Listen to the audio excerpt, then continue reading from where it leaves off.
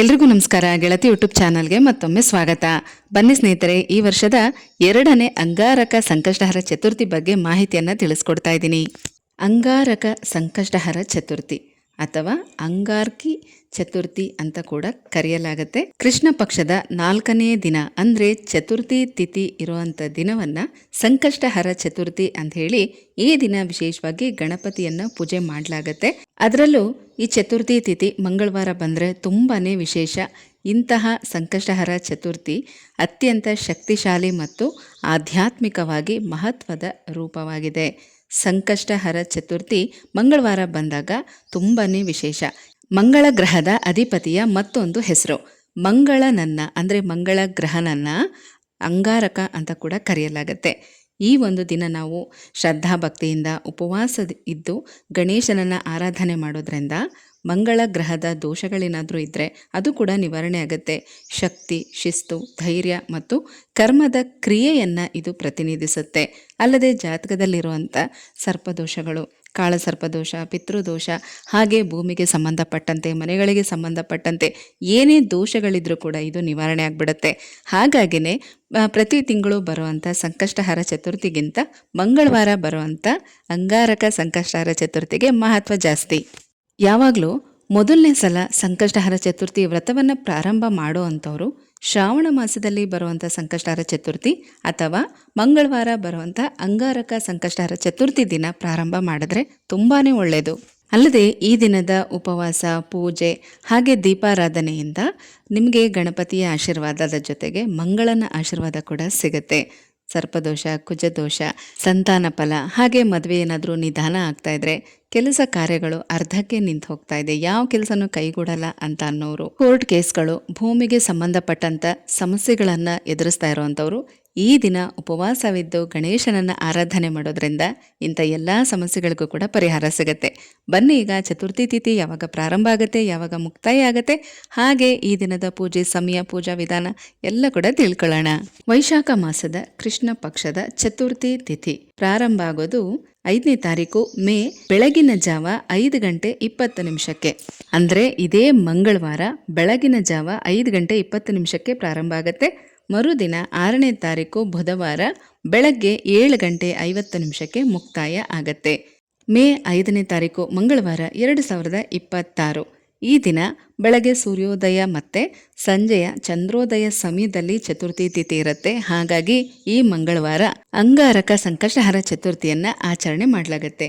ಹಿಂದಿನ ದಿನ ಸೋಮವಾರ ಪೂಜಾ ರೂಮ್ ಎಲ್ಲ ಕ್ಲೀನ್ ಮಾಡಿ ರೆಡಿ ಮಾಡಿ ಇಟ್ಕೊಂಡು ನೀವು ಬೆಳಗಿನ ಬ್ರಾಹ್ಮಿ ಮುಹೂರ್ತದಲ್ಲಿ ಕೂಡ ಗಣೇಶನಿಗೆ ಅಭಿಷೇಕ ಮಾಡಿ ಪೂಜೆ ಮಾಡಬಹುದು, ಅಥವಾ ಸಂಜೆ ಕೂಡ ಪೂಜೆ ಮಾಡಬಹುದು. ಅಂದರೆ ಮಂಗಳವಾರ ಸಂಜೆ ಕೂಡ ಪೂಜೆ ಮಾಡಬಹುದು. ಆದರೆ ಈ ದಿನ ಉಪವಾಸ ಮಾಡೋದು ತುಂಬ ಒಳ್ಳೆಯದು. ಪ್ರತಿ ಸಂಕಷ್ಟಹರ ಚತುರ್ಥಿಗೂ ಕೂಡ ಉಪವಾಸ ಮಾಡೋದಕ್ಕಾಗಲ್ಲ ಅಂತ ಅನ್ನೋರು ಈ ಒಂದು ಅಂಗಾರಕ ಸಂಕಷ್ಟಹರ ಚತುರ್ಥಿ ದಿನ ಉಪವಾಸವಿದ್ದು ಶ್ರದ್ಧಾ ಭಕ್ತಿಯಿಂದ ಆ ಗಣಪತಿ ಪೂಜೆ ಮಾಡಿದ್ರೆ ಎಲ್ಲ ಸಂಕಷ್ಟಹರ ಚತುರ್ಥಿಯ ಪೂಜಾ ಫಲ ಸಿಗುತ್ತೆ. ಗಣೇಶನ ಪೂಜೆನ ನಾನಾ ರೀತಿಯಲ್ಲಿ ಮಾಡ್ತಾ ಇರ್ತೀವಿ ಅಲ್ವಾ. ಗಣೇಶ ಭೋಜನ ಪ್ರಿಯ. ಗಣೇಶನಿಗೆ ಇಷ್ಟವಾದ ವಸ್ತುಗಳನ್ನು, ಇಷ್ಟವಾದ ನೈವೇದ್ಯವನ್ನು ಅರ್ಪಿಸಿ ಶ್ರದ್ಧೆ ಭಕ್ತಿಯಿಂದ ಪ್ರಾರ್ಥನೆ ಮಾಡಿದ್ರೆ ಖಂಡಿತ ಅವರ ಆಶೀರ್ವಾದ ಸಿಗುತ್ತೆ. ಅದೇ ರೀತಿಯಲ್ಲೇ ಈ ಮಂಗಳವಾರ ಗಣೇಶನಿಗೆ 21 ಕಡಲೆಕಾಳಿನ ಹಾರ ಅಥವಾ 21 ಗರಿಕೆಯನ್ನು ಇಟ್ಟು ಗರಿಕೆಯಿಂದ ಅಷ್ಟೋತ್ತರನ ಮಾಡ್ತಾ ಪೂಜೆ ಮಾಡೋದು, ಬಿಳಿ ಎಕ್ಕದ ಹೂಗಳನ್ನು ಅರ್ಪಿಸುವಂಥದ್ದು, ಪೂಜೆಯ ಸಮಯದಲ್ಲಿ ಬೆಲ್ಲದ ದೀಪಾರಾಧನೆಯನ್ನು ಮಾಡೋದು ಇದು ತುಂಬ ವಿಶೇಷ. ಹಾಗಾಗಿ ಈ ಮಂಗಳವಾರ ಸಾಧ್ಯವಾದರೆ ಇವುಗಳನ್ನೆಲ್ಲ ಅರ್ಪಿಸಿ ಮನೆಯಲ್ಲಿ ನೀವು ಸಂಕಷ್ಟಹರ ಚತುರ್ಥಿ ಪೂಜೆನ ಮಾಡಬಹುದು. ಅಥವಾ ದೇವಸ್ಥಾನಕ್ಕೂ ಕೂಡ ಇದನ್ನೆಲ್ಲ ತಗೊಂಡು ಹೋಗಿ ಕೊಟ್ಟು ನಿಮ್ಮ ಮನೆಯವರ ಹೆಸರಲ್ಲಿ ಅರ್ಚನೆ ಮಾಡಿಸ್ಕೊಂಡು ಬರ್ಬೋದು. ಹಿಂದಿನ ದಿನ ಪೂಜಾ ಸಿದ್ಧತೆ ಎಲ್ಲ ಮಾಡ್ಕೊಳ್ಳಿ, ಪೂಜಾ ರೂಮ್ ಎಲ್ಲ ಕ್ಲೀನ್ ಮಾಡ್ಕೊಳ್ಳಿ. ಮಂಗಳವಾರ ಬೆಳಗ್ಗೆ ಸೂರ್ಯೋದಯಕ್ಕಿಂತ ಮೊದಲೇ ಎದ್ದು ಮನೆಯೆಲ್ಲ ಗುಡಿಸಿ ಒರೆಸಿ ಕ್ಲೀನ್ ಮಾಡಿ ತಲೆಗೆ ಸ್ನಾನ ಮಾಡಬೇಕು. ಮಡಿ ಬಟ್ಟೆಗಳನ್ನು ಉಟ್ಕೊಂಡು ಪೂಜಾ ಸಿದ್ಧತೆ ಮಾಡ್ಕೊಳ್ಳಿ. ಬೆಳಗ್ಗೆ 5:20 ನಂತರ ಚತುರ್ಥಿ ತಿಥಿ ಪ್ರಾರಂಭ ಆಗತ್ತೆ. ಹಾಗಾಗಿ ಬೆಳಗ್ಗೆ 5:20ರಿಂದ 7 ಗಂಟೆ ಒಳಗಾಗಿ ನೀವು ಬ್ರಾಹ್ಮಿ ಮುಹೂರ್ತದ ಪೂಜೆನ ಮಾಡಬಹುದು, ಅಥವಾ ಸಂಜೆ 5:30 ನಂತರ ಕೂಡ ಮಾಡಬಹುದು. ಚಂದ್ರೋದಯ ಸಮಯದಲ್ಲೇನೆ ಸಂಕಷ್ಟಹರ ಚತುರ್ಥಿ ಪೂಜೆಯನ್ನ ಮಾಡುವಂಥದ್ದು. ಹಾಗಾಗಿ ಬೆಳಗ್ಗೆ ಬ್ರಾಹ್ಮಿ ಮುಹೂರ್ತದಲ್ಲಿ ಮಾಡಿ, ಆಗಲಿಲ್ಲ ಅಂತ ಅನ್ನೋರು ಸಂಜೆ 5:30 ನಂತರ ಕೂಡ ಮಾಡಬಹುದು. ಪೂಜೆಗೆ ಸಂಕಷ್ಟಹರ ಚತುರ್ಥಿ ವ್ರತದ ಬುಕ್ಕನ್ನು ತಗೊಳ್ಳಿ. ಇನ್ನು ಗಣೇಶನಿಗೆ ಪಂಚಾಮೃತ ಅಭಿಷೇಕ, ಹಾಲು, ಮೊಸರು, ಸಕ್ಕರೆ ಅಥವಾ ಕಲ್ಲು ಸಕ್ಕರೆ, ತುಪ್ಪ ಅಥವಾ ಜೇನುತುಪ್ಪ, ಹಣ್ಣುಗಳು ಅಥವಾ ಡ್ರೈ ಫ್ರೂಟ್ಸ್, ಈ ರೀತಿ 5 ಪದಾರ್ಥಗಳನ್ನು ರೆಡಿ ಮಾಡಿ ಇಟ್ಕೋಬೇಕು. ಅಕ್ಷತೆ, ತುಪ್ಪದ ಬತ್ತಿಗಳು ಅಥವಾ ದೀಪಕ್ಕೆ ತುಪ್ಪ, ಹೂಗಳು, ಗರಿಕೆ. ಮಂಗಳವಾರ ಆಗಿರೋದ್ರಿಂದ ಕೆಂಪು ಹೂಗಳನ್ನು ಪೂಜೆಗೆ ಉಪಯೋಗಿಸಬಹುದು. ಅದರ ಜೊತೆಗೆ ಗಣೇಶನಿಗೆ ಬಿಳಿ ಎಕ್ಕದ ಹೂವು ಮತ್ತು ಗರಿಕೆ ತುಂಬಾ ವಿಶೇಷ. ಇನ್ನು ನೈವೇದ್ಯಕ್ಕೆ ಕಡಲೆಬೇಳೆ ಪಾಯಸ ಅಥವಾ ಮೋದಕ, ಕಡಲೆಕಾಳಿನ ಹುಸ್ಲಿ ಇದನ್ನು ಮಾಡಬಹುದು. ಮಂಗಳವಾರ ಸಂಕಷ್ಟಹರ ಚತುರ್ಥಿ ಇರೋದ್ರಿಂದ ಈ ದಿನ ಬೇಳೆ ಕಾಳುಗಳನ್ನು ಹೆಚ್ಚಾಗಿ ಉಪಯೋಗಿಸುವಂಥದ್ದು, ದೇವಸ್ಥಾನಕ್ಕೆ ದಾನ ಕೊಡೋದು ತುಂಬ ಒಳ್ಳೆಯದು. ಇದರಿಂದ ಮಂಗಳ ಗ್ರಹದ ದೋಷ ಏನಾದರೂ ಇದ್ದರೆ, ಮಂಗಳನ ದೋಷ ಏನಾದರೂ ಇದ್ದರೆ ಅದು ಕೂಡ ನಿವಾರಣೆ ಆಗುತ್ತೆ. ಹಾಗಾಗಿ ಈ ದಿನದ ನೈವೇದ್ಯಕ್ಕೆ ಕಡಲೆಬೇಳೆ ಮತ್ತು ತೊಗರಿಬೇಳೆ ಹಾಗೆ ಕಡಲೆ ಕಾಳುಗಳನ್ನು ಉಪಯೋಗಿಸ್ಕೊಂಡು ನೀವು ಏನಾದರೂ ಪದಾರ್ಥಗಳನ್ನು ಮಾಡಿಡ್ಬೋದು, ಅಥವಾ ಕಡಲೆಬೇಳೆ ಪಾಯಸ ಕೂಡ ಮಾಡಿಡ್ಬೋದು.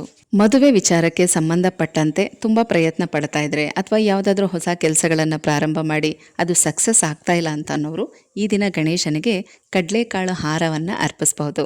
ನೀವು ಮನೆಯಲ್ಲೇ ಪೂಜೆ ಮಾಡೋದಾದರೆ 21 ಕಡಲೆಕಾಳನ್ನು ಹಿಂದಿನ ದಿನ ರಾತ್ರಿ ನೆನೆಸಿಟ್ಟು ಬೆಳಗ್ಗೆ ಸ್ನಾನ ಎಲ್ಲ ಆದಮೇಲೆ ಅದನ್ನು ದಾರದಲ್ಲಿ ಪೋಣಿಸಿ ಗಣೇಶನಿಗೆ ಹಾಕ್ಬೋದು. ಅಥವಾ ದೇವಸ್ಥಾನಕ್ಕೆ ತೊಗೊಂಡು ಹೋಗಿ ಕೊಡೋದಾದರೆ 108 ಕಡಲೆಕಾಳನ್ನು ಹಿಂದಿನ ದಿನ ರಾತ್ರಿ ನೆನೆಸಿ ಬೆಳಗ್ಗೆ ಸ್ನಾನ ಮಾಡಿಕೊಂಡು ಆನಂತರ ಅದನ್ನು ದಾರದಲ್ಲಿ ಪೋಣಿಸಿ ಗರಿಕೆ ಜೊತೆಗೆ ತೊಗೊಂಡು ಹೋಗಿ ಕೊಡಿ. ನಿಮ್ಮ ಹೆಸರಲ್ಲಿ, ಅಂದರೆ ಯಾರಿಗೆ ಸಮಸ್ಯೆ ಇದೆಯೋ ಅವ್ರ ಹೆಸರಲ್ಲಿ ಅರ್ಚನೆ ಮಾಡಿಸಿ ಆ ಸಮಸ್ಯೆ ನಿವಾರಣೆ ಆಗಲಿ ಅಂತ ಕೇಳಿಕೊಂಡು ದಕ್ಷಿಣೆ ಸಮೇತ ಎಲೆ, ಅಡಿಕೆ, ಅದ್ರ ಜೊತೆಗೆ 21 ರೂಪಾಯಿ ದಕ್ಷಿಣೆ ಇಟ್ಟು ಕಡಲೆಕಾಳು ಹಾರ ಮತ್ತು ಗರಿಕೆ ಇದೆಲ್ಲನೂ ಕೂಡ ತೊಗೊಂಡು ಹೋಗಿ ಕೊಡಿ. ಈ ದಿನ ಚಂದ್ರೋದಯ ಸ್ವಲ್ಪ ಲೇಟಾಗಿ ಆಗ್ತಾ ಇದೆ, ಅಂದರೆ ಚಂದ್ರ ಗೋಚಾರ ಆಗೋದು ರಾತ್ರಿ 10:20ಕ್ಕೆ.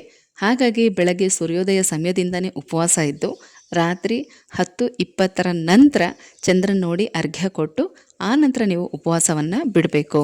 ಸ್ನೇಹಿತರೆ, ಈ ರೀತಿ ನೀವು ಪೂಜಾ ಸಿದ್ಧತೆ ಎಲ್ಲ ಮಾಡ್ಕೊಳ್ಳಿ. ಇನ್ನು ಯಾವ ರೀತಿ ಪೂಜೆ ಮಾಡಬೇಕು ಅನ್ನುವಂಥ ಮಂತ್ರ ಸಹಿತ, ಸಂಕಲ್ಪ ಸಹಿತ ಪೂಜೆ ಮಾಡೋ ವಿಧಾನವನ್ನು ಮುಂದಿನ ವಿಡಿಯೋದಲ್ಲಿ ತಿಳಿಸ್ತೀನಿ. ಹೋಗ್ಬರ್ಲಾ?